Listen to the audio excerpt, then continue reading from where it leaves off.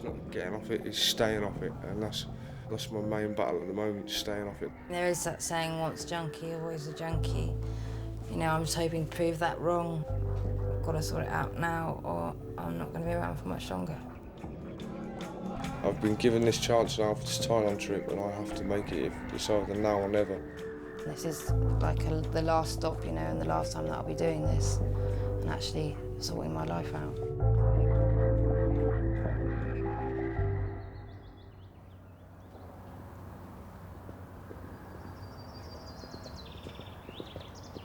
The drug rules my life, and like married to it, like married to Mr. Heroin. You are, that comes first before anything. You are basically attached to it, bound to it, tied to it, strapped to it, any which way to it, every which way. Rebecca is a heroin addict and has been taking drugs for the last 15 years. She's tried to give up 7 times, but has always relapsed. Now, aged 29, she's determined to break her addiction. I think you know and feel when it's the right time. I seem to have come to some sort of, I don't know what it is, but some sort of point I feel very much that I want to give up. I want to stop. I just want to know what normal feels like again, because I can't remember what it feels like. So nice, like many heroin users, Rebecca is also addicted to a range of other drugs, including valium, crack, and the heroin substitute, methadone. She has recently returned to live with her family near Henley in Berkshire after years of living on the road as a New Age traveller. She hopes that with their help and support, she'll be able to turn her back on heroin once and for all through a radical detoxification programme based in Thailand. She is desperate to come off. She's reached a stage in her life that I thought she would reach at 18. And it's kind of like she's grown up overnight and she wants more. She wants a real life. She's frightened, don't get me wrong, she's petrified of reality. She hasn't seen reality since she was 15 years old. But she wants to experience reality. She doesn't know what it is to live in the real world as an adult. She only ever lived in it as a child.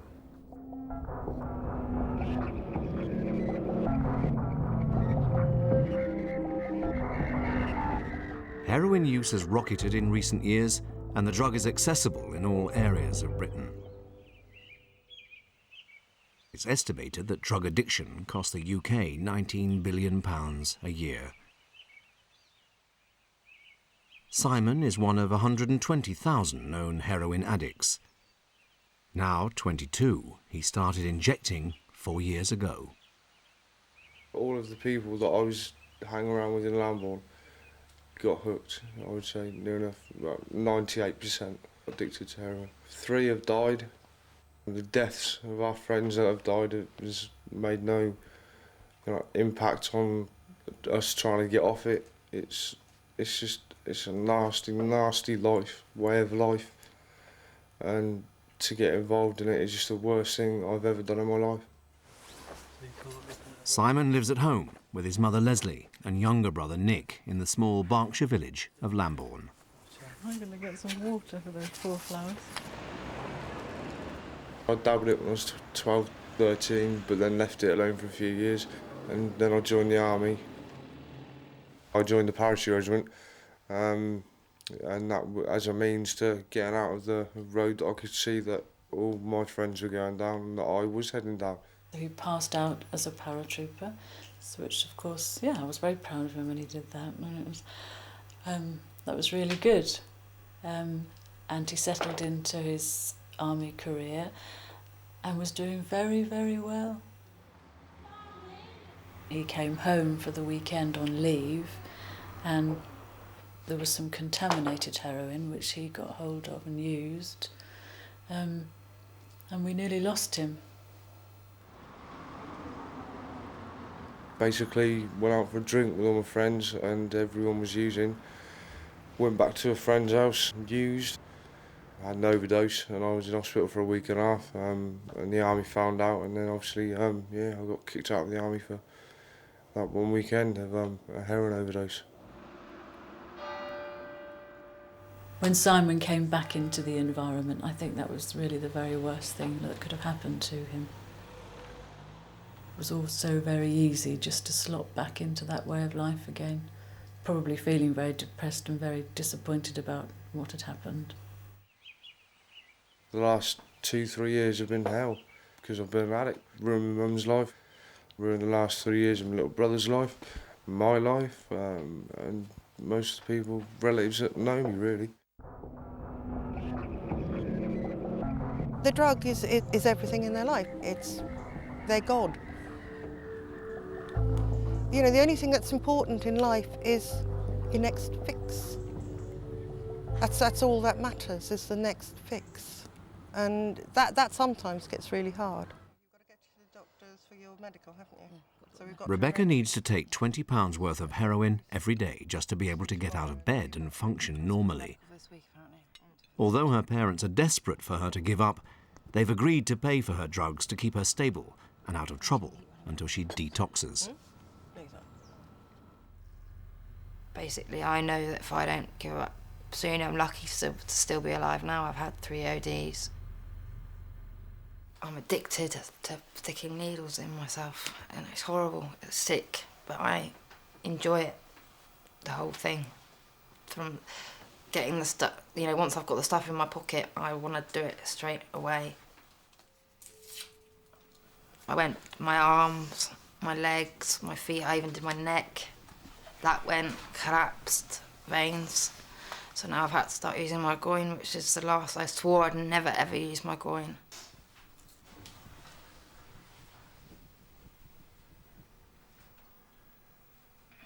You know, just once you put that needle in and you see that blood coming into the syringe and you know you've got it in a vein and you know you can push it in and there's instant relief, basically.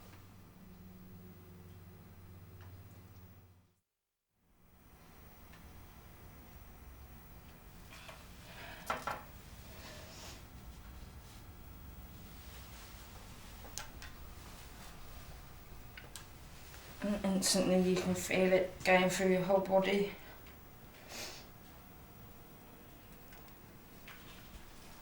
Sort of get a tingling sensation through your whole body.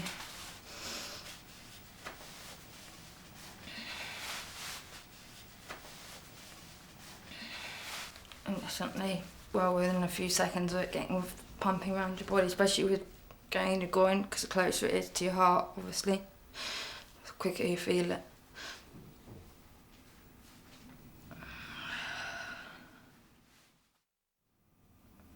I mean, that wasn't a massive, as much as I'd like to do, because I can't afford to do as much as I'd like to do, so I actually get a hit off it, an actual real buzz off it.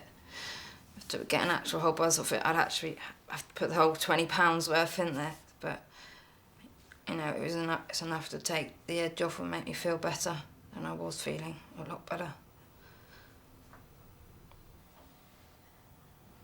I just can't help her. You know, and it really gets to you. I can't do what I want to do. You know, I'd love to pick her up and cuddle her and take away her pain for her. I can't do that. I'd love to take her away somewhere and make it all better. I can't do that.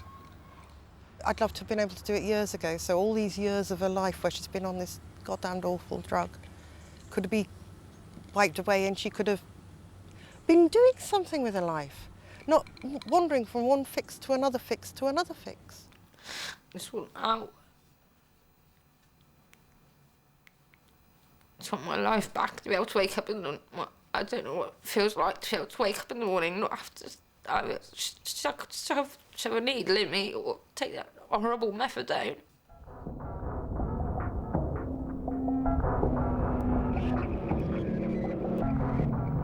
Rebecca is undergoing counselling to make sure she meets the strict criteria laid down by East West Detox, the organisation which will take her to a monastery in Thailand for her next attempt to break her addiction.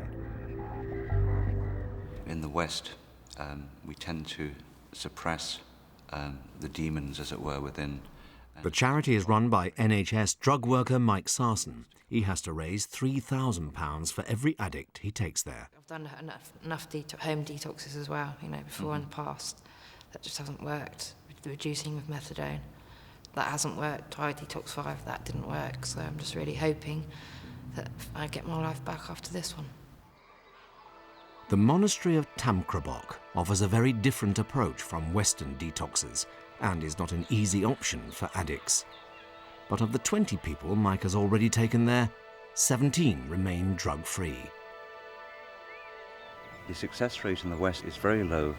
Most people relapse very quickly afterwards, and a lot of people don't actually complete the detox because, you know, once they start to feel any pain or discomfort, they can just discharge themselves at a whim.